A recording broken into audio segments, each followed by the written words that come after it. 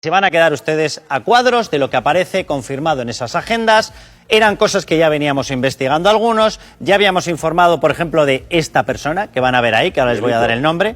Fan Jong-du, una persona que opera en España con otro nombre. Miguel Duch o, como le suelen conocer a él, Miguelito. Aquí a todos les ponen el diminutivo. Sí. Julio es Julito, Miguel es Miguelito, pero las cantidades que mueven ya les digo yo que de diminutivas no tienen absolutamente nada. Bien, epicentro de esta historia, evidentemente, y una vez más, Zapatero. Me voy de momento a este lado de la pantalla, luego me iré al otro lado, al de Fan Jong-du, para explicarles quién es esta persona. Bien, Zapatero, ¿qué relaciones tiene y aparecen reflejadas en esas agendas?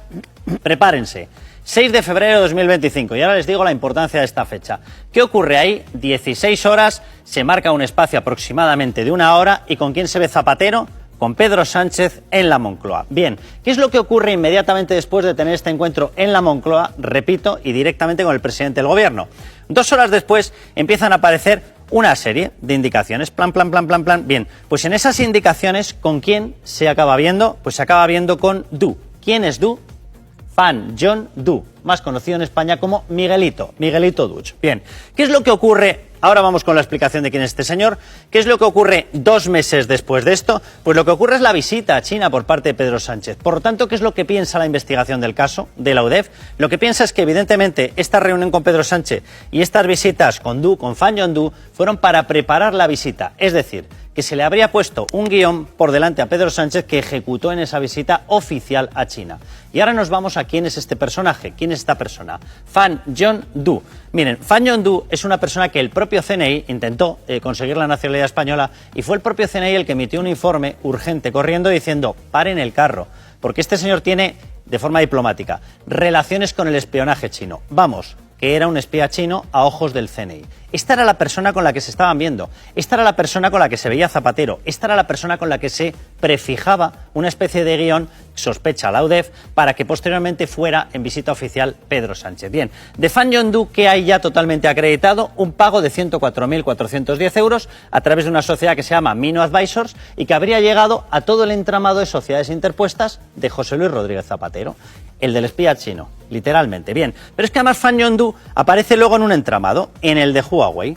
¿Y Huawei qué hacía? Bueno, pues aparte de apoyarse en Fan Jong-du, resulta que tenía en nómina a Víctor Aldama, pero tenía en nómina a Wotefab. ¿Qué es Wotefab? La empresa de las hijas de José Luis Rodríguez Zapatero. Y ahí que les habría pagado al menos 74.000 euros. Pero Huawei también pasaba por otra entidad, un lobby, el Gate Center. ¿Qué es el Gate Center? Me vuelvo arriba. El lobby que había montado en China José Luis Rodríguez Zapatero. Es decir, que nada más y nada menos que toda la estructura de penetración de determinadas empresas pasaba por Fan Jong-du, una persona de la cual, repito, no yo, no este programa, no los medios de comunicación, no, el Servicio de Inteligencia Español, el CNI, aseguró que tenía altas probabilidades de ser un espía chino. Y les doy otro detalle. ¿Saben qué contrato consiguió Huawei?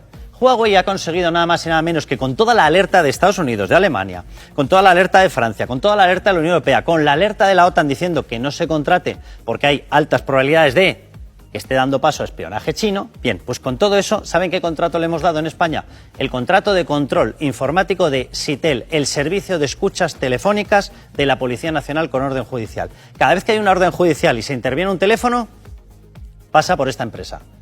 Es decir, le acabamos de dar entrada a una empresa que tiene, por lo menos, sospechas de estar conectada con el espionaje chino. Le hemos dado entrada a todos los servicios de escuchas en España en cada caso judicial. Todas esas escuchas pasarían por ese control.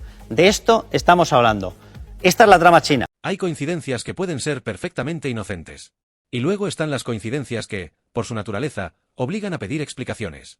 Según la información publicada por The Objective, José Luis Rodríguez Zapatero mantuvo un encuentro con Pedro Sánchez en la Moncloa, y apenas 2 horas después, se reunió con un empresario chino al que el periódico vincula con acusaciones de espionaje.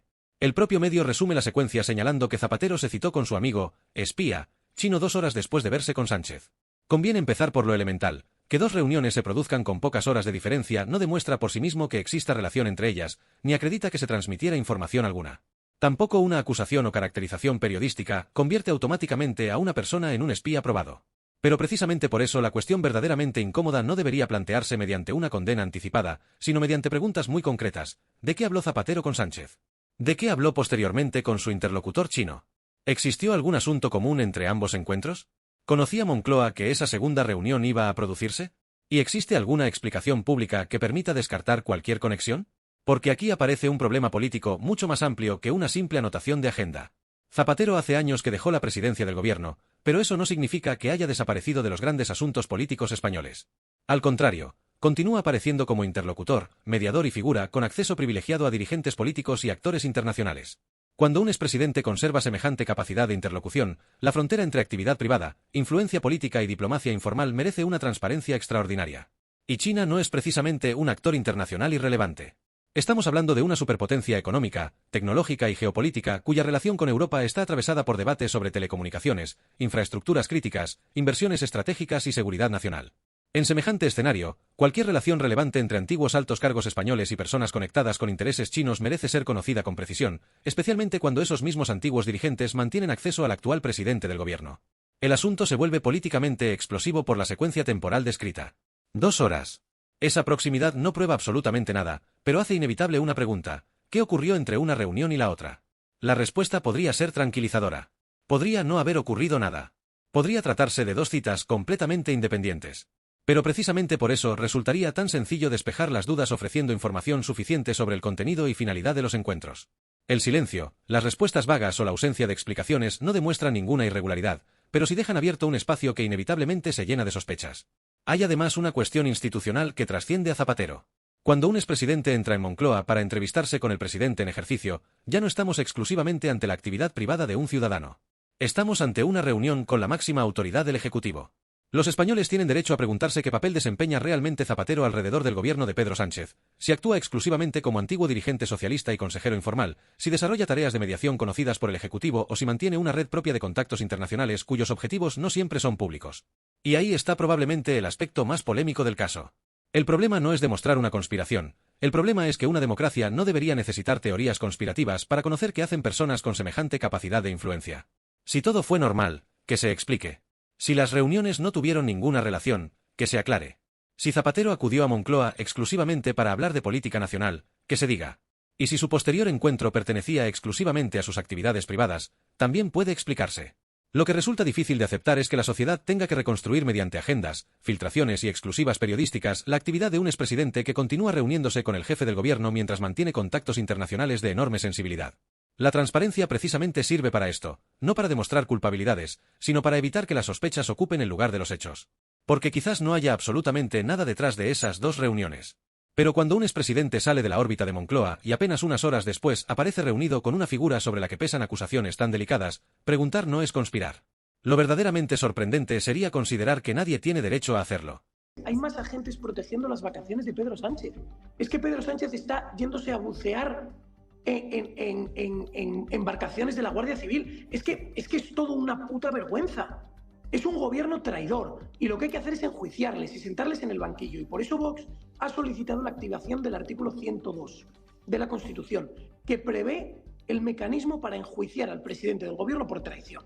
Y es un mecanismo que está previsto en la Constitución. Es un método perfectamente constitucional. Y lo único que nos hace falta es determinados apoyos en el Congreso de los Diputados. Y por eso hemos pedido que se sumen a Vox hasta 88 diputados. No necesitamos más. No necesitamos una mayoría absoluta. No necesitamos el 100%. Necesitamos los 33 de Vox más 55 diputados para llegar a plantear la acción contra el presidente del gobierno por traición. Creo que es evidente que este gobierno se ha quedado cruzado de brazos, que ha actuado en contra de los españoles, que sigue actuando en contra de los españoles, que tiene a los ceutíes abandonados. Hemos sufrido una invasión y a día de hoy todavía no sabemos cuántas personas han entrado, no sabemos cuántos son menores, no sabemos cuántos se han regresado. Marruecos ya ha dicho que quiere recibirlos de vuelta. Marruecos ha dicho abiertamente que los menores vuelvan a Marruecos, que tienen preparado un dispositivo para recibirlos. Y el gobierno, en lugar de devolverlos inmediatamente, lo único que ponen encima de la mesa es el reparto a la península. Lo único, porque esta conferencia, el objeto que tiene es el reparto de estos menores a las comunidades autónomas. Por eso se cita a las comunidades autónomas. Pero lo peor de todo es que tampoco sabemos, y aquí viene la clave que yo creo que es la línea de acción de Vox actual, o sea, lo que yo creo que es la clave, que es la línea de acción actual, es que no había información de que se iba a producir este asalto. ¿De verdad Pedro Sánchez no tenía ni idea? Porque el CNI ya advirtió que esto iba a suceder. ¿Y por qué no hizo nada? ¿Por qué Pedro Sánchez decidió quedarse de brazos cruzados? Pues, ¿Por qué desde hace un año han reducido el número de efectivos policiales de seguridad en Ceuta? Enseguida hablamos de todo esto. Señor Figueres, es que me tengo que... Bueno, es que esta es la línea porque en la minutos. Constitución existe un artículo, que es el artículo 102 de la Constitución, que prevé el enjuiciamiento del presidente del gobierno por traición, que es precisamente lo que está sucediendo aquí. Es que el gobierno de España ha traicionado a España. La polémica está servida y esta vez gira alrededor de una palabra difícilmente neutra: cazar. José María Figaredo, secretario general del Grupo Parlamentario de Vox en el Congreso, ha defendido que cuando habló de cazar uno por uno a los inmigrantes que habían entrado irregularmente en Ceuta, estaba utilizando el verbo en el sentido de apresar, detener o aprehender, no de perseguir seres humanos como si fueran animales. El Ministerio de Igualdad, por su parte, ha solicitado a la Fiscalía que determine si sus declaraciones pueden constituir delito. Y precisamente ahí comienza una discusión que va mucho más allá de Vox y de una palabra desafortunada, provocadora o deliberadamente contundente. Porque se pueden sostener dos cosas simultáneamente: que hablar de cazar personas es una expresión extraordinariamente agresiva que un representante público debería medir con especial cuidado y que, al mismo tiempo, convertir toda controversia verbal en un posible asunto penal plantea preguntas serias sobre hasta dónde debe llegar la respuesta institucional frente al discurso político. Figaredo no ha rectificado. Su explicación es que empleó cazar coloquialmente como sinónimo de detener y sostiene que todo el mundo comprendió el significado salvo la izquierda.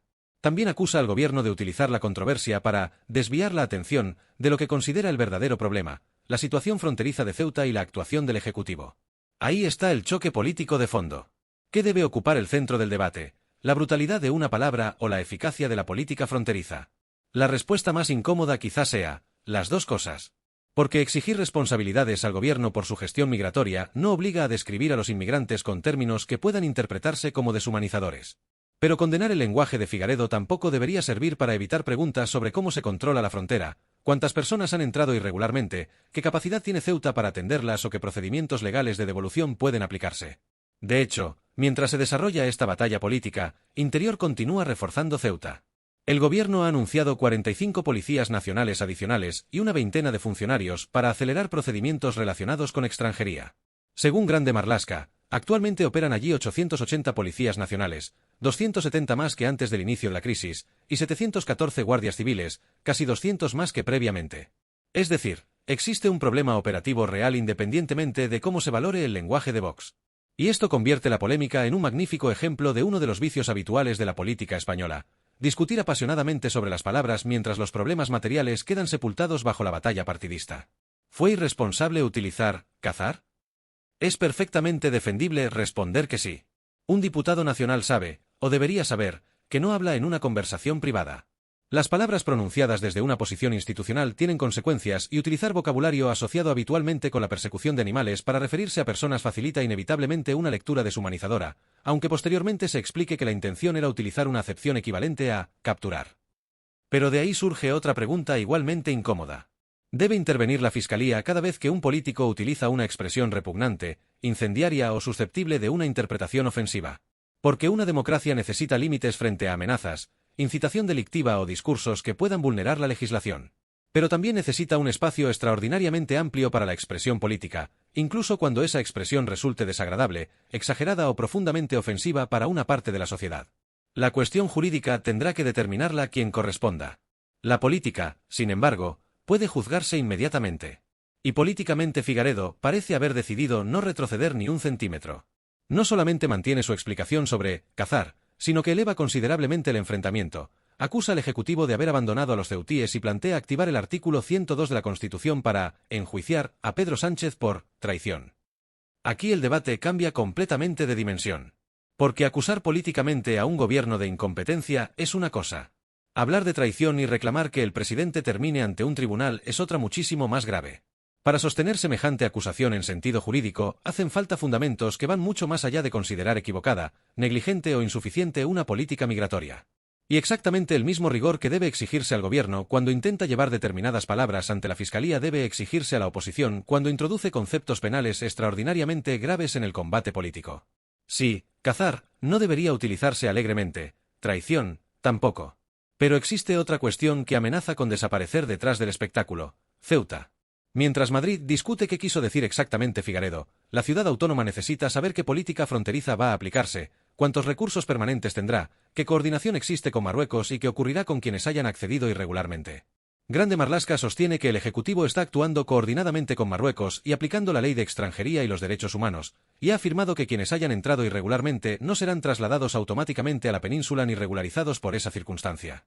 También señala que las devoluciones se producirán cuando se cumplan los requisitos legales correspondientes. Por tanto, existe una ironía considerable en toda esta controversia. Mientras Vox acusa al gobierno de no actuar y exige devoluciones, el propio Ejecutivo anuncia refuerzos policiales y administrativos precisamente para controlar la situación y agilizar procedimientos de expulsión conforme a la ley. Eso no demuestra que la actuación gubernamental haya sido suficiente ni que llegara a tiempo, pero sí obliga a introducir matices en el relato de una absoluta inacción. Y aquí es donde la polémica deja una pregunta especialmente incómoda para todos. ¿Estamos discutiendo sobre inmigración o estamos utilizando la inmigración para discutir sobre todo lo demás? Vox obtiene un terreno político favorable cuando el debate gira alrededor del control fronterizo, la inmigración irregular y la capacidad del Estado para hacer cumplir sus propias normas. Otros quieren hablar exclusivamente de la frontera. Pero los ciudadanos tienen derecho a exigir respuestas sobre ambas. Y seguirá existiendo una pregunta que ninguna polémica lingüística debería conseguir borrar. ¿Tenía España los medios, la información y la estrategia necesarios para afrontar lo sucedido en Ceuta, y actuó el gobierno como debía hacerlo? Porque si la respuesta es sí, tendrá que explicarlo y demostrarlo. Y si la respuesta es no, el problema será bastante más importante que una palabra.